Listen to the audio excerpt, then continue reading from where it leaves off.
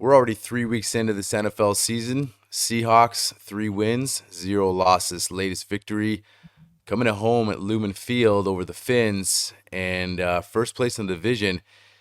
We're going to break it all down, but coming on the show tonight to help us do that is Jacson Bevens from Cigar Thoughts. Jackson's a returning guest. He's been on the show a few times. Love his insight. So he's coming on. We're going to talk the first part of the season so far, how he sees the Seahawks moving forward, and how he likes to start. And then we're going to give you guys a little preview of the Monday night game, primetime matchup. Seahawks going into Detroit to face the Lions. So just another step like we've been talking about. And we'll break it all down for you guys. But before we do that, guys, if you've been watching the channel, you like what you're seeing, you haven't subbed yet, just go down, hit the subscribe button and notification button and like button. And really helps out the channel, it supports the channel, and just helps us continue to give you guys this content that we love to do. So on the other side, Jacson Bevens from Cigar Thoughts. Well, I'm the best corner in the game. Look at this run. What a run. Get off me. DK. Yes, sir. Hey, it's John Schneider with the Seattle Seahawks. And Washington's got away. Leon Wilson to catch. Geno Smith and Jacson. The Seahawks are going to host the NFC Championship. Every year, the NFL does. Is it going to be You've another got to 9 look for and 8? players Mike who've got Macdonald a bit of for something. Seattle. They have to fix the Part of offensive his line. success and part of Ambition of being the LOB Want to hear? That's trading DK Metcalf. Play him aggressive. This is the Hawks Zone Rundown with Ryan and Bryce. Guys, Jacson Bevens joining us on the show again from the podcast Cigar Thoughts. Returning guest Jackson's joined us a few times. Jackson, it's awesome having you back on the show. Hawks 3-0 to start the year. I mean, you couldn't draw it up any better. 3 wins in the NFL is 3 wins. What do you love most about this start, man? Like for me on the defensive side of the ball, Bryce and I have talked about it, just the way this D-line's flying around, the secondary swarming and attacking the football, and it's just so refreshing to see. And guys revitalized, like guys like Reek Woolen, and you want to talk about Derek Hall, stuff like that. We'll get into all that kind of stuff. But what is your takeaway so far with this start to the year for the Hawks? Yeah, I think there's a couple of things that are really encouraging to me that I've been wanting, and I haven't been alone in wanting these things. They're generating pressure without manufacturing it. Like Seattle leads the NFL in pressures and QB hits. I think they're number 2 in sacks right now. And they're doing it without blitzing very much. They only blitzed 5 times yesterday. I think they have a bottom 3 blitz rate in the NFL so far this year. And that's kind of a staple of a Mike Macdonald defense.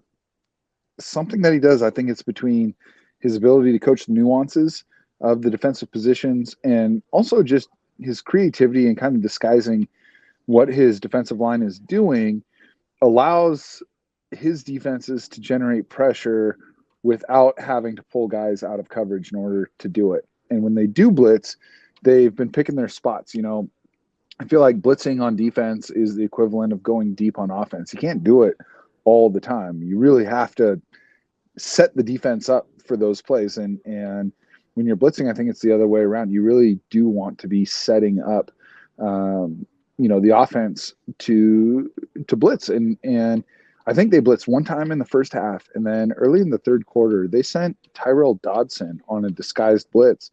And you could tell it wasn't even on Miami's mind. And Dodson came right up the middle of the line. No one even looked at him, and he got an easy sack. And that's the kind of thing that has been missing from the Seahawks defense. And then on the offensive side, we're just seeing nuance with the play calling and with some of the route concepts that I don't think, even going back as far as Darrell Bevell, we've ever really seen in Seattle.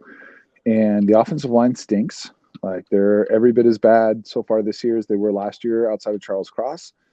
But they're doing things to help Geno Smith and to help the running backs with creativity that hasn't been there. You know, I talked in the article last week about on DK's long touchdown pass that looks like a blown coverage, and it was. But it wasn't just miscommunication and a safety fucking up. The reason it happened is they ran a zone run block concept on a pass play. They brought Noah Fant across the formation from the right side in front of Geno Smith on the shotgun snap, and his motion pulled the safety up, thinking that Noah Fant was going to go into a route, because that's what you always do in a pass situation when that slot tight end is coming across the formation. But instead of running a route, the Seahawks allowed Charles Cross to crash down on the interior rusher, leaving a free rusher around the left side. And then that guy got picked by Noah Fant. And the safety was creeping up, thinking Noah Fant was going to run a route. And that allowed DK Metcalf to just run right past him. There was another play with DK in yesterday's game where he was lined up to the left and he ran like 8 yards and then stopped like he was going to set like a phantom pick for a crossing route. I think it was JSN that was coming across the formation. But instead of like setting the pick, which would have been illegal anyway, he just turned around and Geno threw it to him instead of JSN. And the defender ran right past DK, thinking that, oh, he's just trying to pick me right here. And instead it was just like, nope, here you go. Here's the ball. Here's 12 yards. Here's the first down. It's just little nuanced things like that this offense has been missing and that I've been begging for years. And that feels like such a giant difference. Say what you want about the opponents they played. You can only play the teams that are in front of you. And I'm so glad, that you mentioned what you just did, Ryan, because this isn't college football. We're not trying to impress voters. At the end of the season, every win spends the same. And yeah, you can say, oh, they should have beat all of these teams. Well, listen, favorites in the NFL have lost 42% of their games this year. Yesterday, the 4 biggest spreads, the favorites not only didn't cover those spreads, they lost outright. So tell Raiders fans about supposing to beat the Panthers. Tell Bengals fans about how the Patriots were an easy win. Tell Buccaneers fans about how the Broncos were a pushover. Look, you're going to face teams where you're favored to win. Do you go out and beat them? The Seahawks are doing it, and they didn't leave any doubt yesterday either. It was a comfortable win. Was it perfect? No, it was sloppy, but nothing about it feels fraudulent, and that's really encouraging.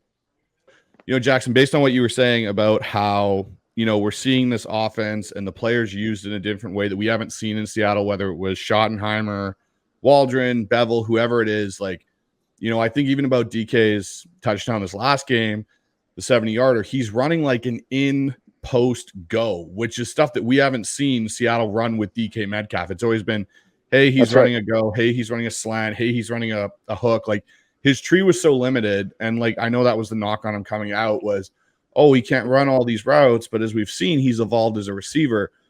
But you could see the Miami defense going, oh, they're running JSN on this bang out. They're gonna run DK on this in and create this in out level. And all of a sudden DK starts in and bang, he's gone. You can watch Holland go down to sit and jump the route and then realize DK is gone the other way. And, Geno puts a strike down the field with basically his arm because he couldn't step into it at all.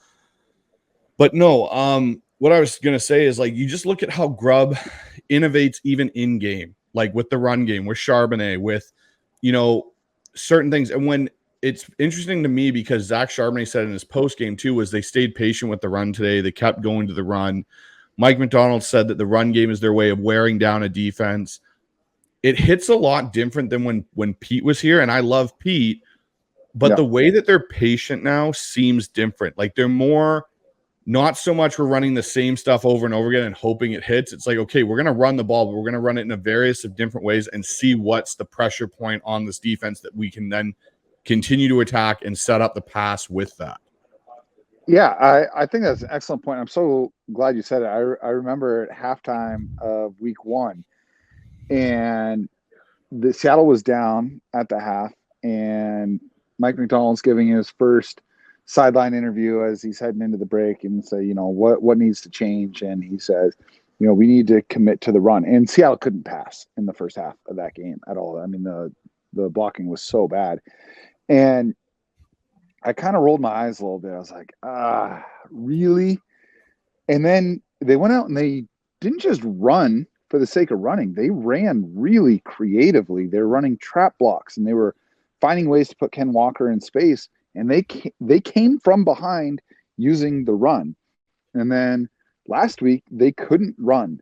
And so Geno Smith threw 44 passes. He dropped back 47 times. One of the highest marks of his career.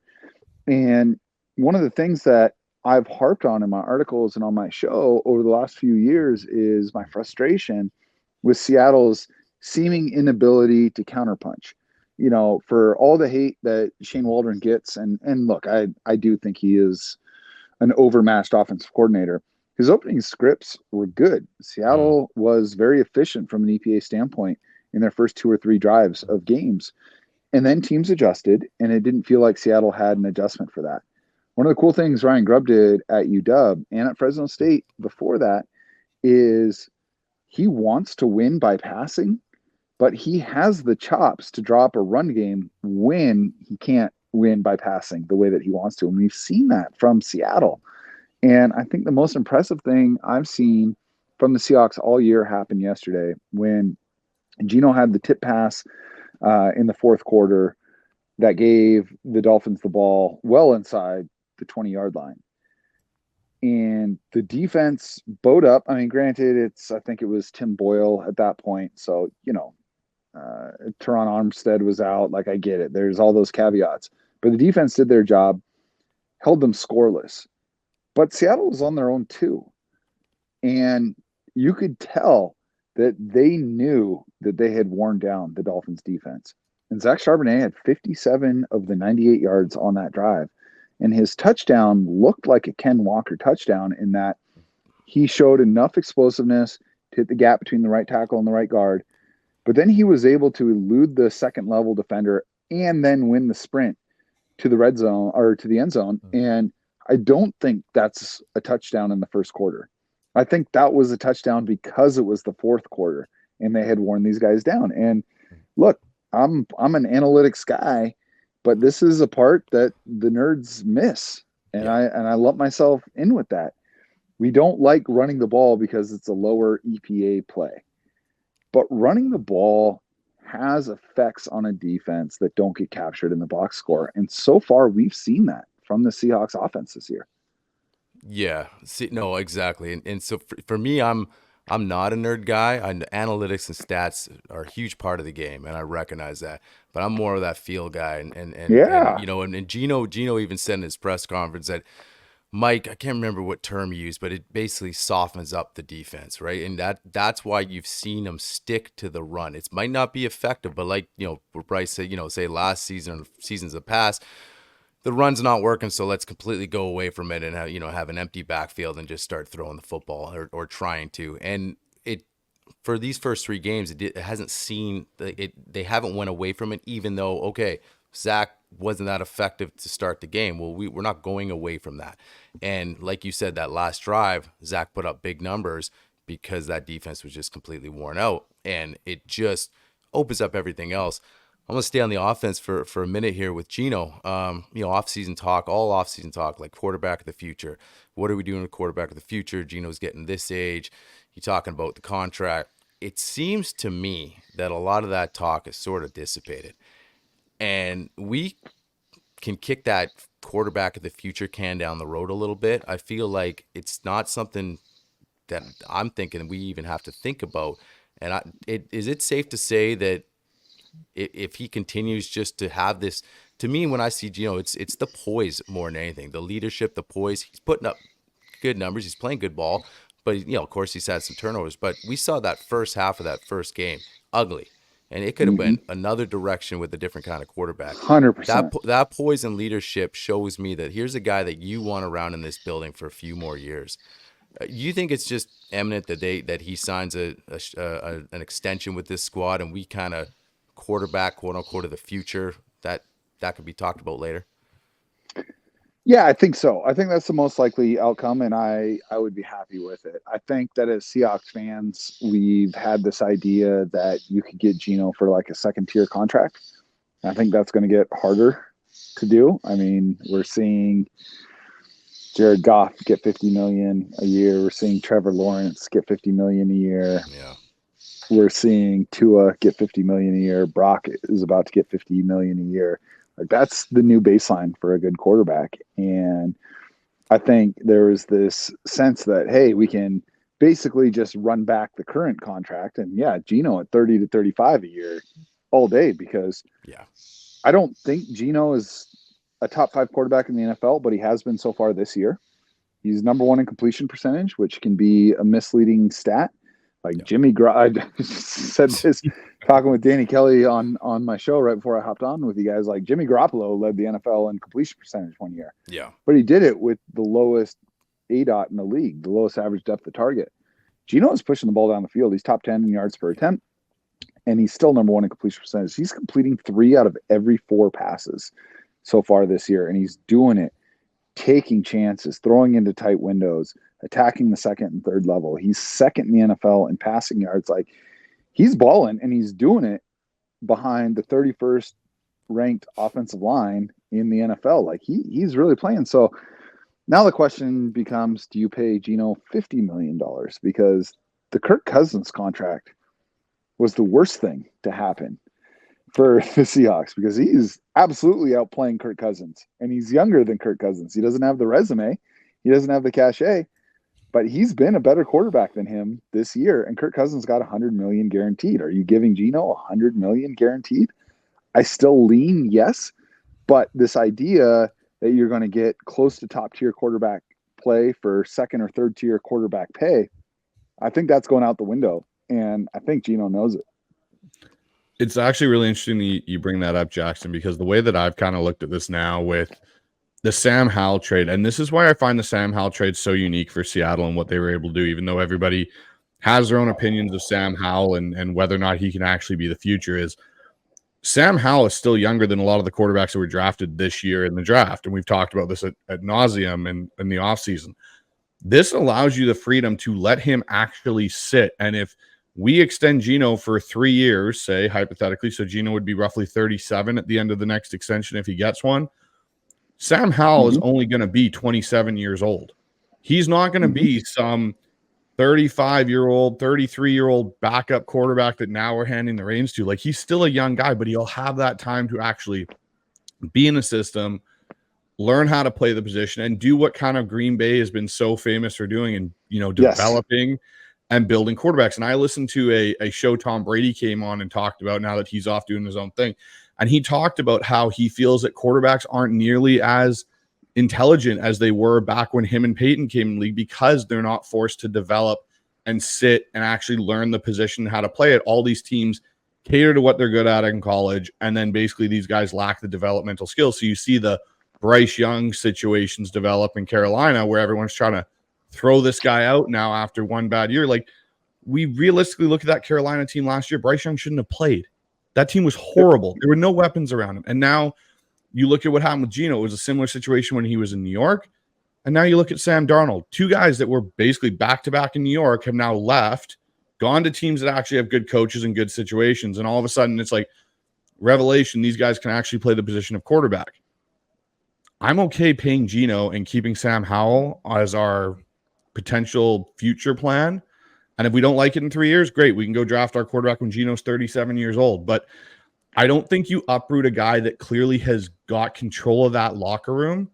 And you listen to like every breakdown in that locker room when they, you know, break out after a game, Geno's the guy. And you just see Geno in general, the command he has of that entire group. Like, he is the, like how we used to say Cam's the alpha of that LOB era.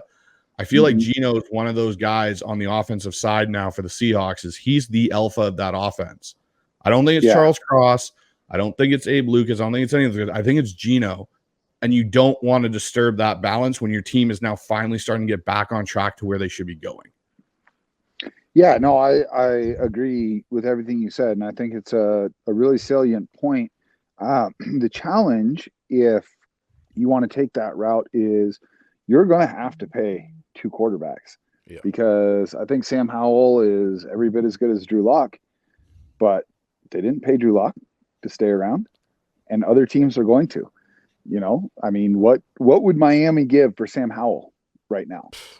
right? Fair point. So like if you want to keep Sam Howell in a backup role, you're not going to be able to pay him the $1 million a year that he's getting right now as a 5th round draft pick on a rookie contract. You're going to have to pay him real money to not play.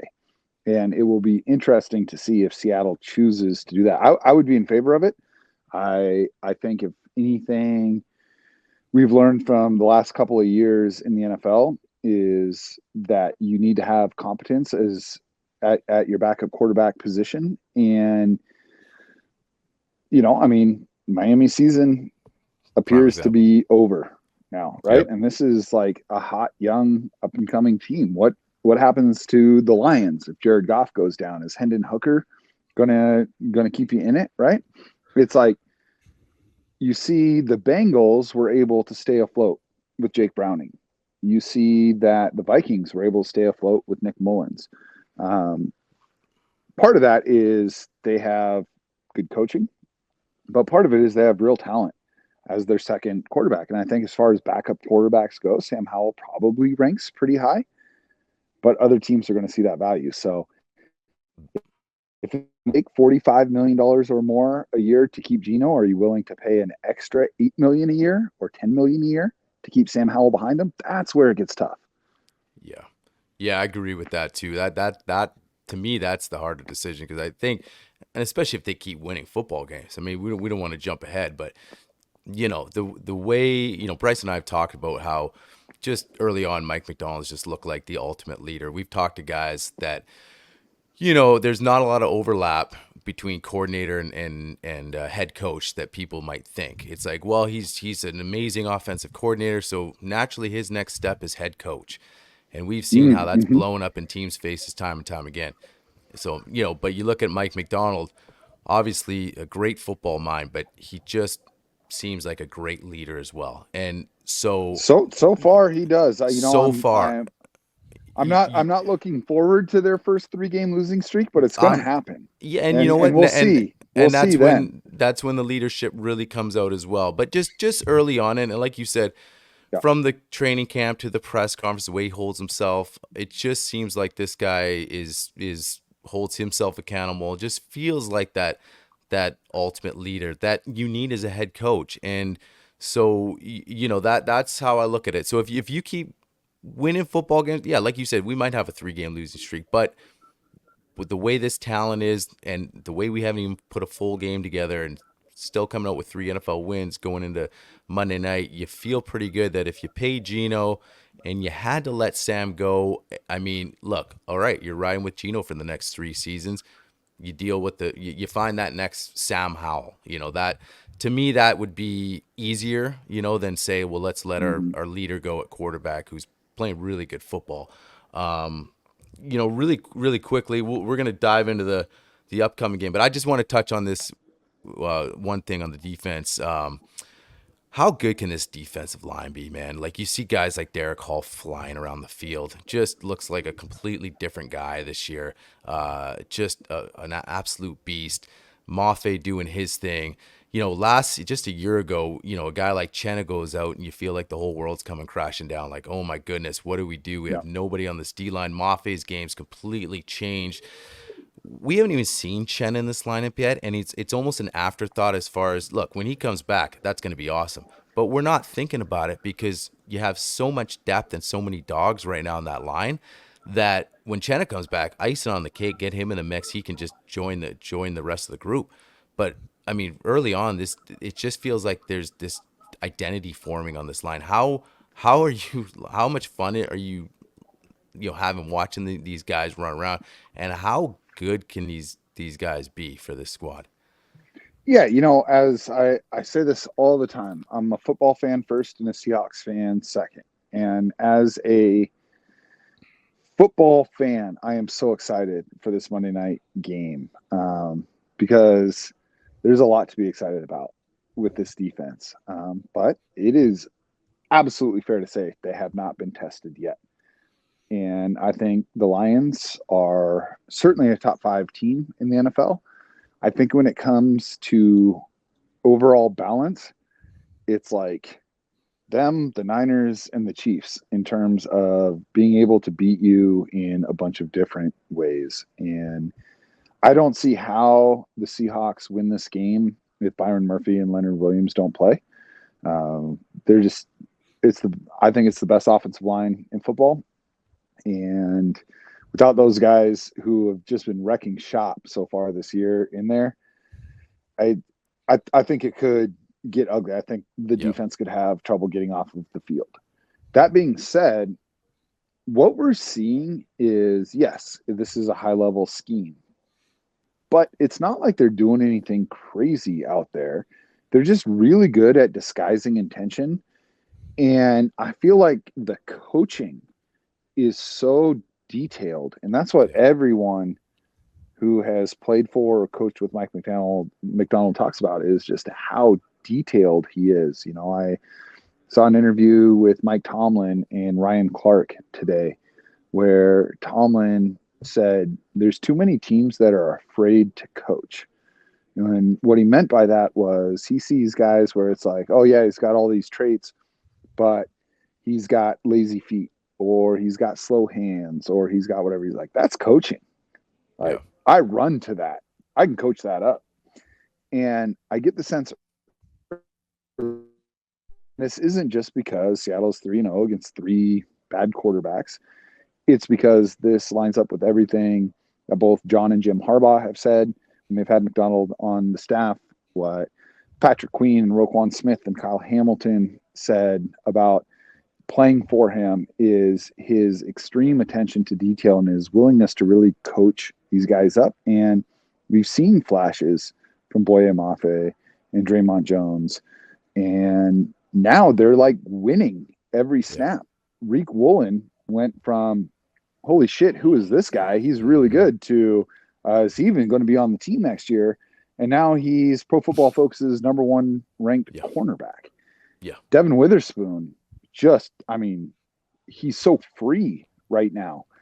And we're seeing Tyrell Dodson and Rayshawn Jenkins and Julian Love play with freedom. You know, there's a lot that Pete Carroll said during his time in Seattle that kind of stuck with me. And today in his presser, Mike Macdonald said his first thing as Seahawks head coach that's going to stick with me. He said, there is freedom in discipline. And I think a lot of times when we think about disciplined football, it feels boring. But what he means is, and he extrapolated on this, is that when you are confident in your discipline and you're confident in the fundamentals, you are free to go attack. You're not having to second guess anything. And I was hoping that the defense would look this good by this good, this disciplined, and this free in September is super, super encouraging. So, yeah, you know, everywhere Mike Macdonald's gone, it's been a 2-year process. You know, when he took over Michigan's defense, they were 119th in scoring defense. 2 years later, they were 9th. When he took over Baltimore's defense, people forget this. They were 25th in points allowed. 2 years later, they were 1st. It takes some time. But Seattle seems to be picking it up quickly. And even if it's against bad offenses, when you have success at that level, it breeds confidence. And then confidence breeds more success. So getting those players is so important because, one, they all spend the same at the end of the season. And 2, it's proof of concept to these guys. Entirely new. And if they come out and ball against Detroit, win or lose, if they keep Detroit to 24 or less and they look good, the sky's the limit. I think they could be a top 6 defense this year. It's actually funny you talk about, you know, Mike Macdonald's discipline and it leads to freedom, because I think it was on Seattle Sports this morning. He said something in regards to Leslie Frazier, who I think is like the underrated hire of this entire offseason for this coaching staff. Speak on it, man. I totally agree. And he goes, Leslie Frazier does big picture wise stuff for us, kind of smelling a rat in some of our game plans. He says Frazier helps simplify things. He gives me this look like, let's calm down there, buddy. And I think that's maybe the best thing that Leslie Frazier did. And it was the same thing when McVay went to the Rams. They brought in Wade Phillips and kind of, I think, helped calm him down as well. Of you can only do so much with these guys with install, with what you actually see as your big picture.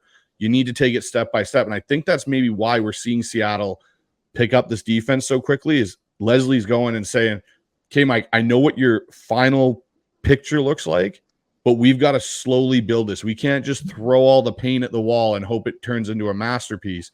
We got to do it stroke by stroke to get this the way it needs to be. Mm-hmm.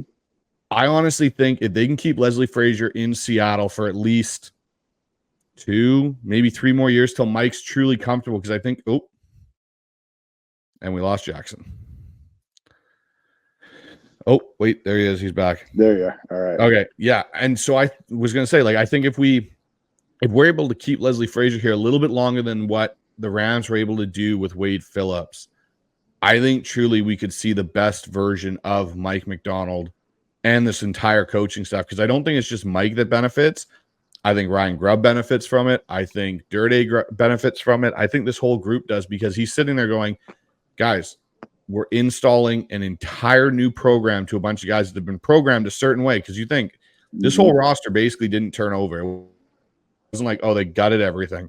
You're taking a lot of what Pete Carroll coached in these guys on that staff, and you're trying to reprogram it to function in this very high-octane offense, high-octane defense, where it requires a lot of communication. Because like you've been saying the entire time, Jacson, they don't bring blitzes. They communicate and simulate things and change smoke and mirrors all the time. You can't just do that if you're not communicating across the board. And I think that's the one thing we've seen so far is the intelligent players are now coming out in Seattle's defense, especially Julian Love. Why they went out and got a guy like Rayshon Jenkins as the other safety. You're seeing the corners, even the linebackers. And that was one thing, to me, when we did our cut down show back when they made their roster cuts and they kept Drake Thomas. And no one could understand when they had John Radigan all year off season and Patrick O'Connell. And for me, I was at the game. And the first thing I noticed when Drake Thomas walked on the field in the Cleveland game, which was his first game back, he's wearing the green dot. That's not just given to anybody at random. That's given to a guy that they truly think understands what they're doing. And even in the game against Miami, he actually got out there in some sub packages and played pretty well for a guy that we picked up off the Raiders practice squad last year. And no one really knew how good he could actually probably be. Yeah, I agree. I think that Leslie Frazier is the single most underrated move that Seattle made this offseason, bringing him in, because he is not only a personal mentor to Mike Macdonald, he is a former NFL head coach, and you don't know what you don't know. And I say this all the time, just because you are a great salesperson or a great HR director or a great accountant doesn't mean you're going to be a great CEO. And that's why a lot of great coordinators don't make it as head coaches. It's why Bill Belichick's coaching tree is trash, right? I mean, it just, you have to be able to do more than scheme. You gotta build and control a culture. And Leslie Frazier has done that. And I think the biggest market inefficiency in the NFL is paying good coaches. Like, the best coordinators are making, backup wide receiver money.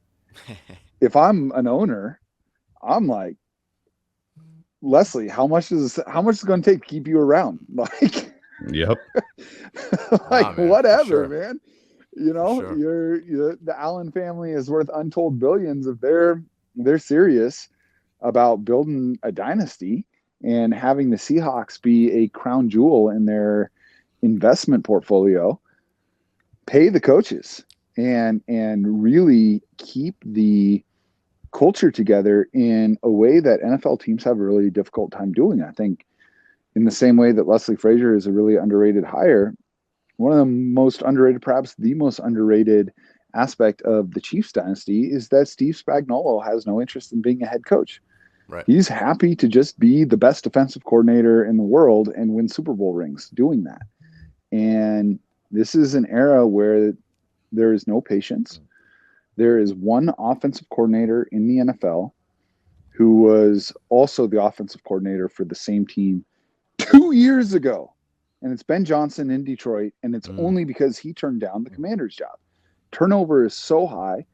It's Baker Mayfield is in his 9th year with his 8th different offensive coordinator, right? Like this stuff happens all the time, and continuity is so important. And I think it's a large and under-discussed reason why offense has been so bad the last couple of years is because all of these players, one, they're not playing in the preseason anymore. And two, they are having to Duolingo a new playbook every single season and get everybody on the same page. And that is hard. It is just difficult to do. So if I'm ownership, I'm loosening the purse strings if I feel like I've got a cohesive coaching staff to try and keep them together and make it worth their while. So yeah, I think it'll be really interesting. But even if, Frasier is able to leverage whatever success Seattle has this year into a coordinator job and maybe down the road a head coaching job and just an opportunity you can't say no to, that's fine. But his one season here, I think accelerates what Mike Macdonald is trying to build. And there's just, it's hard to put a price tag on that.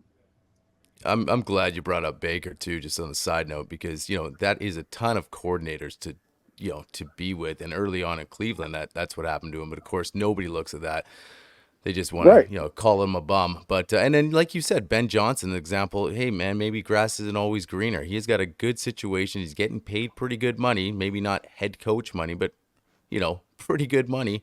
Really good money. So and they got a chance to win a championship. So, and you know what? Maybe he thinks too. Maybe he's not ready for a head coaching job.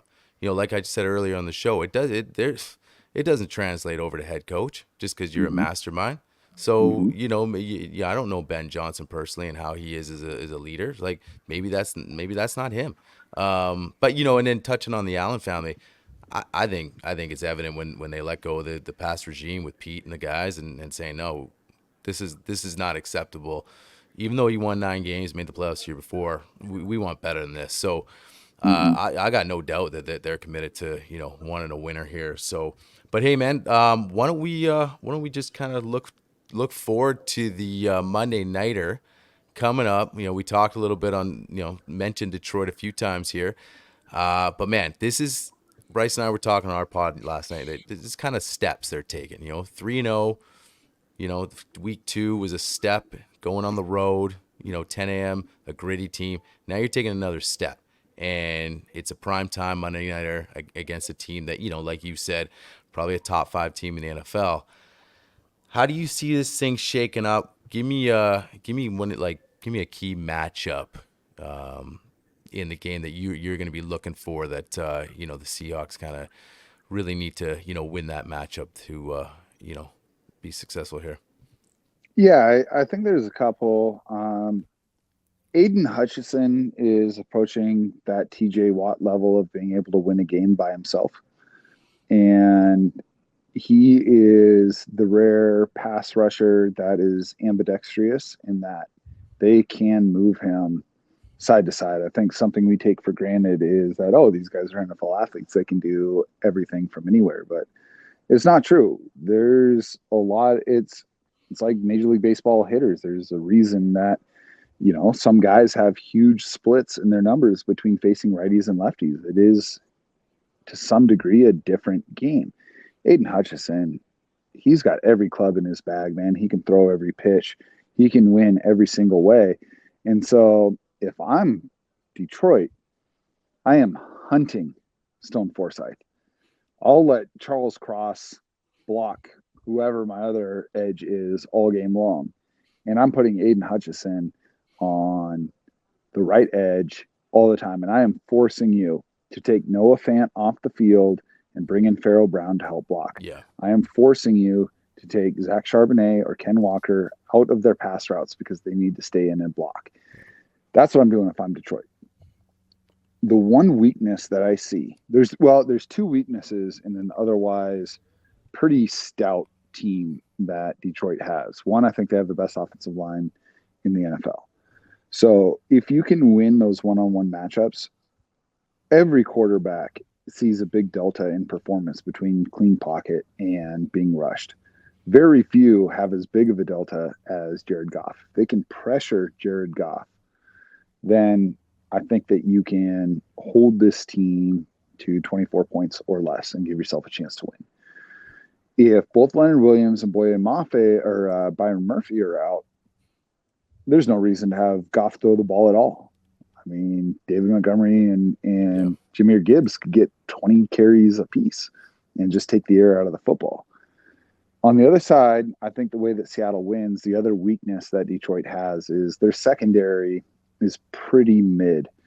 And that was very evident in their first two games. And then you look and you say, okay, the Cardinals been scoring 1 trillion points and they held them to 10. And they did. And I'm not taking away from that. But there were like 4 big plays in that game that the Cardinals barely missed because timing was off. Marvin Harrison didn't come down with a couple of contested catches. Like, the Cardinals were close to scoring a lot of points because of Detroit's secondary. So I think this is one of those games kind of like against Dallas last year where it's like, look, they're going to whip our ass up front. We know that's going to happen. We are just going to swing for the fences. That's what they did against the Cowboys last year. I think that's what they're going to have to do. I think if they just try and like run the ball and establish that, I'm actually in favor of that in a lot of games. I don't think that's how you win. I think it's going to have to be Geno, DK, JSN, just attacking the second and third level all game long. But this feels like a Detroit win. I think the median outcome is something like 24-20 Detroit. But I think there is also a real chance that the Lions just blow Seattle out of the stadium.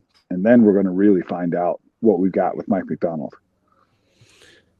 Yeah, no, Jackson, I completely agree with a lot of your points and matchups. The one for me too, like you talk about Stone Forsythe, and the one thing I'll give Stone credit for is last year he did end up playing against Hutchinson with Jake Curhan in that game, and it turned into the track meet that we ended up winning in overtime. Stone didn't do too bad. I think pass-wise, he's okay versus Hutchinson and can kind of hold his own a little bit, but what concerns me is the running side of it. Stone Forsythe is not a very good run blocker, and you can see it on all the metrics. You can watch it in game film. The thing for me that scares, and if I'm Detroit, I'm going to attack the middle of Seattle's offensive line because Anthony Bradford, to me, is Jermaine Ifedi almost 2.0 at this point. Like you look at his PFF grades, and I know everyone's got their takes on it and stuff, but when the guy's coming out with like a below 50 pass block grade and it's consistent, like his grade overall for offense right now is below 50. He's 39.6 for pass block and 64 for run. Like 100%. Lincoln Tomlinson, and that matches up with what you see exactly. And Lincoln Tomlinson's the same way. But like my point is with this is like, you got Lincoln Tomlinson, and you can see his run blocking value comes out a bit as your left guard, and we kind of knew this was Lincoln Tomlinson's weak side was his pass. He's only got a 45, which again we can see that on the film. I gotta wonder how big that gap is now between Anthony Bradford and Christian Haynes playing. Like there has to be a reason why we're not seeing Christian Haynes get more opportunity. And, another point from another Seahawks podcaster, Dan Viens, me and him have gone back and forth on this. Like would at this point, and again, I think this game will be a big sign of it is LeMay and Haynes as a combo as a guard any worse than Bradford and Tomlinson at this point?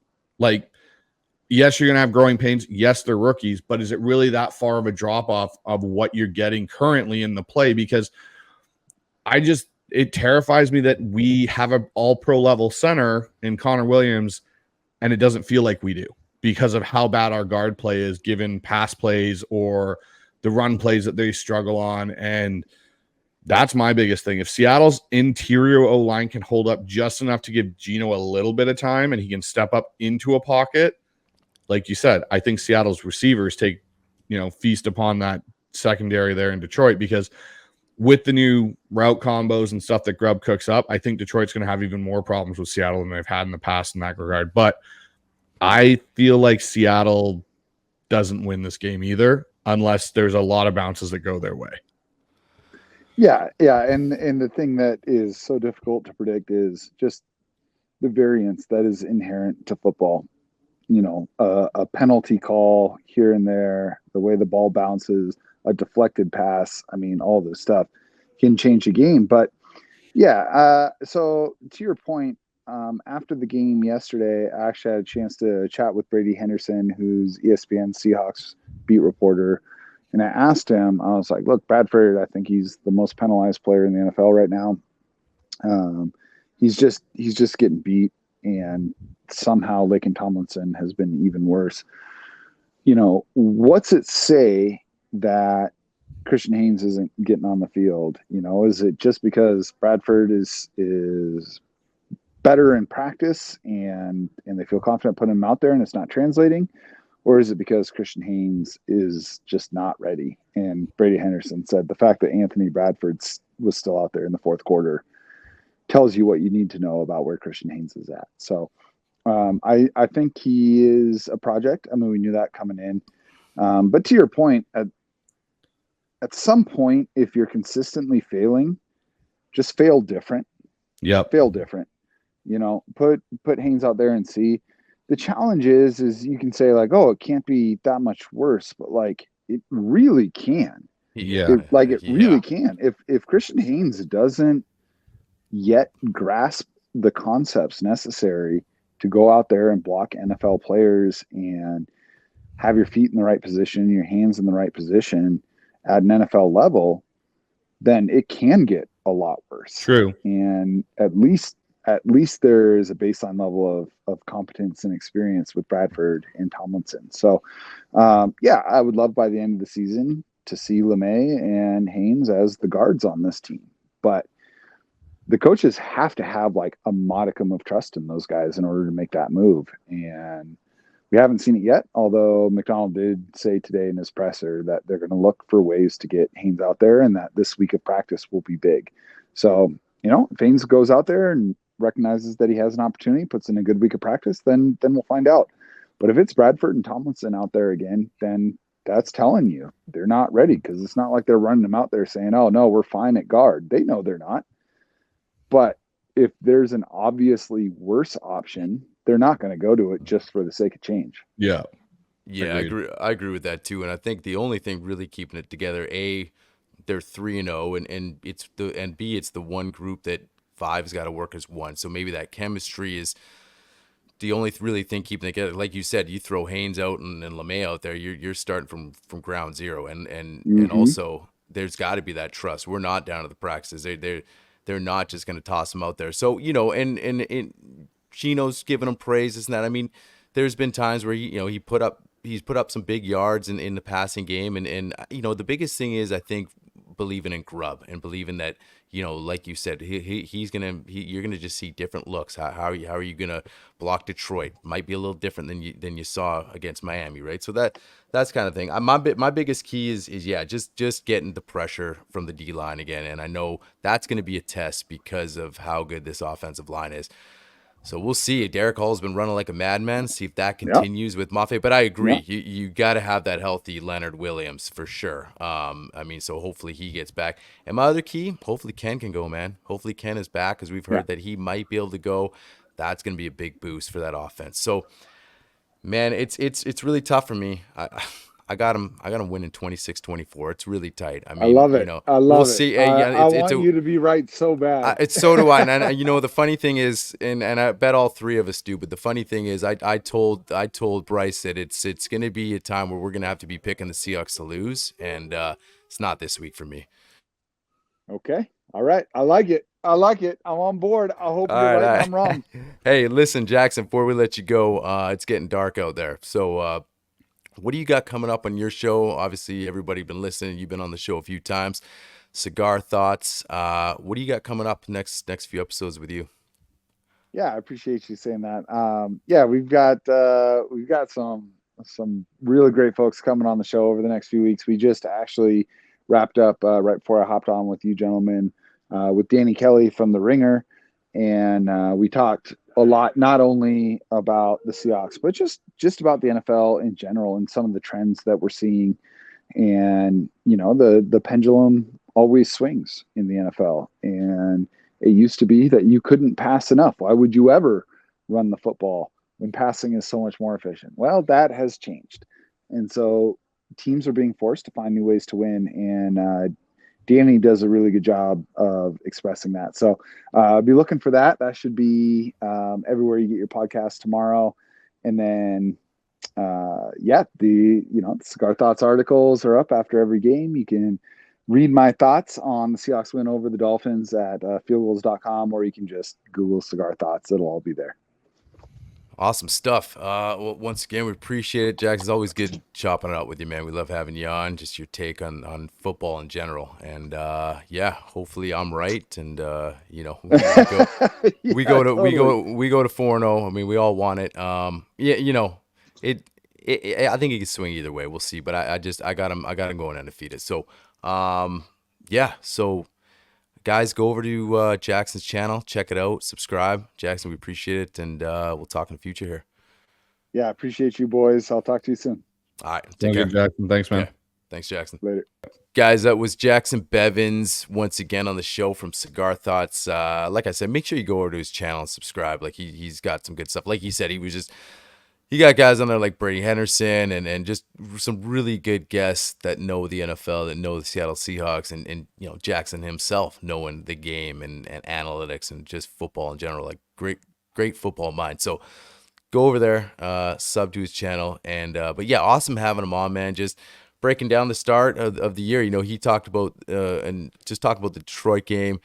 Aiden Hutchinson, this is going to be, like you and I talked about, just another step to see where this team's at, and not to jump ahead and get ahead of ourselves and say this is where we are at, and it's just another step or test, whatever you want to call it. I obviously said, I got the Hawks winning a close game. Obviously they're underdogs going to Detroit. It's going to be hard because I don't know exactly where they're at, but Detroit's got their own things working out. It's going to really come down to like how we approach this game from a coaching standpoint, scheme wise and all that. Yeah, no, and like you said, it's great to have Jackson on and his insight and everything that he brings. Cigar Thoughts is one of my go-to podcasts. I read his articles after every game. And the thing for me with this game in particular is I don't share the same outcome. I think Seattle does take their first L this week. I think they lose 31-27. I think they're going to struggle if they don't have Leonard Williams and Byron Murphy to slow down the Detroit Lions and that offensive line. That offensive line is what makes Detroit go. It isn't necessarily their stellar receiving core. Like Amon-Ra St. Brown's their real big weapon in that, with Laporta at tight end. And then it's their running game. It's Montgomery and Gibbs. And the reason for that is because of that offensive line and the way that they're able to open up holes for those guys and use the play action to benefit Goff. And that's something even for us on offense, I feel is missing, is our play action game. Geno and Goff are very similar stylistic quarterbacks in the way they play the position. And because our offensive line hasn't gotten it together, our run game has been so inconsistent that Grubb, if you look at it, hasn't really been able to rely on a lot of play action. And a lot of our deep shots have been Geno just taking a straight drop back and that's scheming somebody open. Like I said, I think Seattle potentially loses this 31-27, but I don't think it's going to look like past games where Seattle's lost over the last few years, where it's like they're completely outmatched and, run down their throat. Exactly. I think it's going to be a close game. I think Seattle's defense is going to play well, but I think it's going to be a learning experience. And I think of it in the sense of I'd rather take this L now and have deficiencies exposed that we can correct, because for me, still the biggest game coming up in the next 7 weeks is that San Francisco game. No, without our question. First true division test. That's our big game. Like we've got the Giants, we've got Buffalo, I think, before that. Our first big game is going to be, in my opinion, that Niners game. And I want to make sure that like we are dialed in to take on the Niners, because we don't play the Bills. We play the Bills a couple weeks after, but we play the Giants right after, which I think we can handle the Giants. Right. And then October 10th, man, Thursday night. It's coming around quick. It's coming around the corner, and we luckily get them at home first. Yep. But then we go on that stretch where it's the Niners, then the Falcons. The Falcons, look at what they did with the Chiefs. Yes, they lost that game, but they played the Chiefs tough. We got to go to Atlanta to play them. Then we've got Buffalo at home and the Rams at home, and then we get our bye. Like, those are 4 tough games where I'm looking at that going like, If we can come out of that 4-game stretch there, 3-1, Oh man, that's awesome. But I would That's see it being more 2-2. So that means if we lose to Detroit on Monday night and we lose 2 of those games, we're still in a good situation with the division. We only have 3 losses then to our record at that point going into week 10. So we're a 7-3 football team. yeah, I agree with that. I think, you know what, taken away from it too is most of these games in the NFL are tough. Like you said, Atlanta, look how they played the Chiefs. Look how New England played Cincy. I mean, look how Zona played. Like, it's just, there's, the margin is just so thin that, it's, you can't just, every week you got to prepare. And the thing I like is that I'm just confident, even early on with this coaching staff, to be like, you're gonna figure it out. They're not about, hey, we'll make a halftime adjustment. We're gonna make an in-game adjustment right now of what's going on. So that's what I want to see in Detroit too. If we win, that's bonus, man. If we go 4-0, like that's you probably wouldn't have predicted that at the beginning of the year. I don't think we did. But if we lose, but A, we're competitive, B, we're making in-game adjustments, and we're not just, okay, here's our opening scene, and then we can't figure it out. Like, let's see how these guys manage the game and coach the game and just change things up and to be able to be competitive. And if we fall short because Detroit's a good team in their house, then that's fine. I'm fine with that type of loss, like you're saying. I'm not fine with losses that you get run down your throat and you're deflated as a defense that we've seen in the past. And I think that we're a more competent coaching staff and team that, yeah, that might happen sometimes, but not on the regular. And I think that that's ultimately what I'm looking for. And that's what ultimately we were looking for coming into this year. How is this team going to compete? How is this team trending? Not so focused on the wins and losses because, we're going to the Super Bowl this year with a rookie head coach. We said from the beginning, we're setting this thing up for 2025. This team's competent. This team's competitive. This team hits on another good draft, and then let's get ready to ride. 25, 26, right? You mentioned it, right? Like, feelings of 2012s type thing. Get it built up. Of course, you want to go in and win every game. We could be 4-0, right? But even if we're 3-1, what are you taking away from that? Like you said, what are you learning from that game? And how is this team competing ultimately? So, yeah, man, it's going to be exciting. I can't wait for the Monday Nighter. Seriously, like I'm just so fired up. It's gonna be awesome. Primetime game, Seahawks, Monday Night Football. It's gonna be amazing. So, guys, get ready to go. That's pretty much it for us tonight, man. Just like I said, go down our channel too. Hit the sub button. We got some cool stuff coming up too. All 22 stuff. We're gonna be breaking down film coming up on the show. Just kind of another thing we're doing, and just keeping it rolling along here, man. So Seahawks 3-0. We're hoping they're gonna be 4-0 soon, and that's it for us. Go Hawks. Go Hawks.